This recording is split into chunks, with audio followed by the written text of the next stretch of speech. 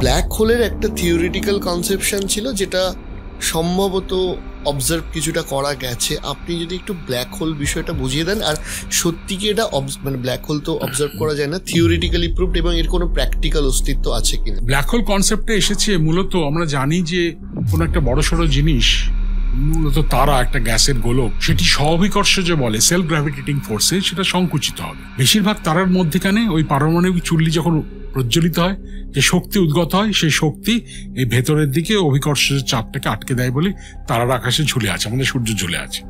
কিন্তু অনেক বড় যদি একটা ভরের মাসের একটা তারা হয়, সে সংকুচিত হতে হতে ভেতরের শক্তি আর আটকাতে পারবে না তাকে।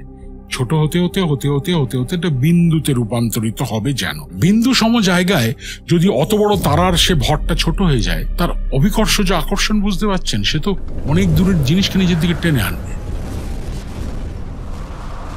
এমনই জোরে টানবে যে সেই বস্তুটি যদি এই বিন্দু সম জায়গার আশেপাশের একটা অঞ্চল তার মধ্যে একবার ক্রস করে যায়, এই মানব জীবনে, এই পৃথিবীতে, মহাবিশ্বে আর ফিরে আসবে না।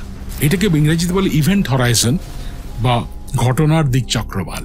ব্ল্যাক হোলকে দেখা যায় না, ব্ল্যাক হোল দেখা যায় না কারণ কি, আলো যদি একবার কাছে গিয়ে পড়ে না, আলোর কণাকে এমন টেনে নেবে, আলো আর বেরোতে পারবে না। আলো না বেরোলে আমি দেখতে পাবো না।